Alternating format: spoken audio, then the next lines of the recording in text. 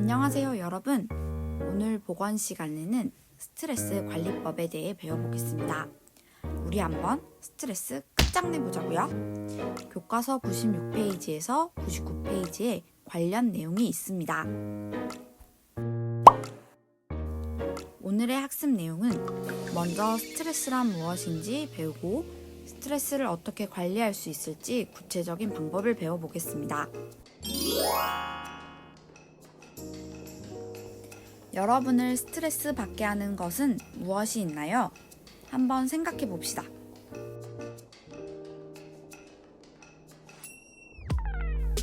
선생님이 보건실에 찾아오는 우리 학생들의 고민을 들어보니 시험, 성적, 입시 등과 관련한 공부 문제, 친구, 가족, 인친, 연인 등과 관련한 인간관계 문제, 외모, 키, 몸무게 등과 관련한 신체상 문제 등등으로 정말 다양한 스트레스가 여러분을 괴롭히고 있는 것 같더라고요. 여러분은 어떤가요? 자, 스트레스가 무엇인지 그 개념부터 살펴보겠습니다. 스트레스란 개인의 내외부 원인에 의해 발생한 신체적, 감정적 변화에 대한 반응이라고 정의 내릴 수 있습니다. 스트레스는 학자마다 다양한 방식으로 정의를 내리는데 방금 소개한 정의 이외에도 생리적 반응을 스트레스로 보기도 하고 개인과 환경의 상호관계를 스트레스라 일컫기도 하고 스트레스를 주는 자극원 그 자체를 스트레스라고 말하기도 합니다. 이놈의 스트레스. 자, 그런데 이 스트레스는 항상 나쁠까요? 스트레스의 유형을 한번 살펴볼게요. 스트레스의 유형을 살펴보면 스트레스는 같은 자극, 즉 같은 원인일지라도 개인의 반응에 따라 받는 스트레스는 달라집니다. 뜨거운 태양이라는 같은 자극원을 놓고 누군가는 기분이 좋다고 느끼고 또 누군가는 기분이 나쁘게 느낍니다. 스트레스는 이렇듯 좋은 스트레스인 유스트레스와 나쁜 스트레스인 디스트레스로 나눌 수 있습니다.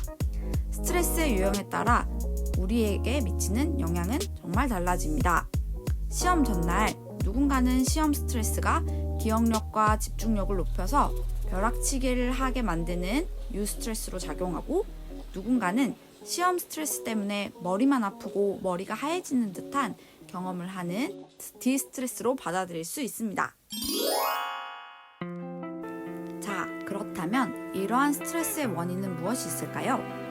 크게 외부 요인과 내부 요인으로 스트레스를 나눌 수 있는데 예를 들어 외부 요인에는 시끄러운 소음이나 갑자기 추워진 온도와 같은 물리적 환경, 따돌림이나 불쾌함과 같은 사회적 관계, 소중한 사람의 갑작스러운 죽음이나 예기치 못한 임신으로 인한 출생과 같은 생활사건, 그리고 우리가 흔히 경험할 수 있는 시험과 같은 일상 걱정거리들이 포함됩니다. 반면 내부 요인에는 수면 부족과 같은 생활습관, 비관적이고 비판적인 태도, 부정적 생각, 흑백 논리와 같은 비합리적 사고, 완벽주의적인 성격 등이 포함됩니다. 대부분의 스트레스 원인을 살펴보면 내부 요인이 원인이 될 때가 더 많다고 해요. 외부 요인이 더 많을 것 같은데 왜 내부 요인이 주요 원인이라고 할까요?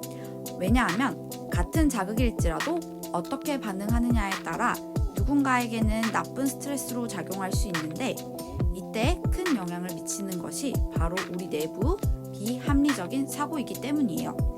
먼저 비합리적 사고란 무엇일까요? 비합리적 사고의 사전적 의미를 살펴봅시다. 비합리적이라는 의미는 정당한 이치나 도리에 맞지 않는 것을 의미합니다. 즉, 비합리적 사고는 합리적이지 않은, 정당하지 않은, 도리에 맞지 않는 생각을 의미합니다. 예시를 통해 구체적으로 비합리적 사고에 무엇이 있는지 한번 배워보겠습니다. 자, 먼저 나는 모든 사람에게 인정받고 사랑받아야 한다. 이 문장이 여러분은 합리적으로 느껴지나요? 비합리적인 생각으로 느껴지나요? 모든 사람이 나를 인정하고 사랑할 수는 없어요. 내가 먼저 나를 사랑하고 나를 존중하고 생산적으로 살아가다 보면 다른 사람들의 사랑과 인정은 자연스럽게 따라오는 것입니다. 따라서 모든 사람에게 인정받고 사랑받아야 된다는 생각은 비합리적인 사고라고 할 수 있습니다. 혹시 지금 인간관계 때문에 힘들어하고 있는 친구들, 나의 이 같은 비합리적인 사고 때문에 내가 스트레스 받고 있는 것은 아닌지 스스로 점검해보고 될 수 있으면 합리적으로 생각하기 위해 노력해 봅시다. 다음 예시를 살펴볼게요.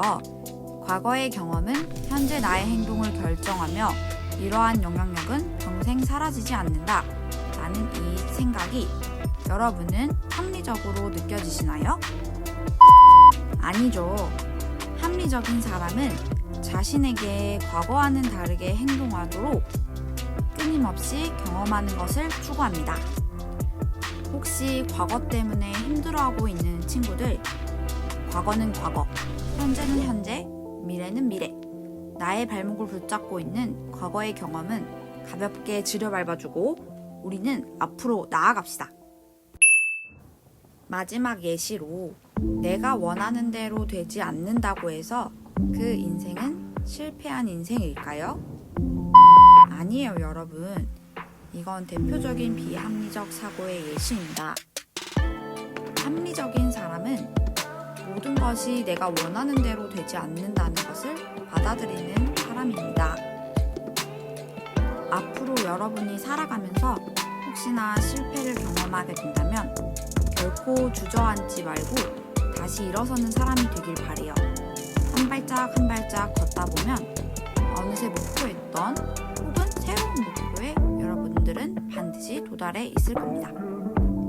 잠시 넘어졌다고 해서 전체 레이스가 끝난 게 아니라는 사실 꼭 기억해 주세요.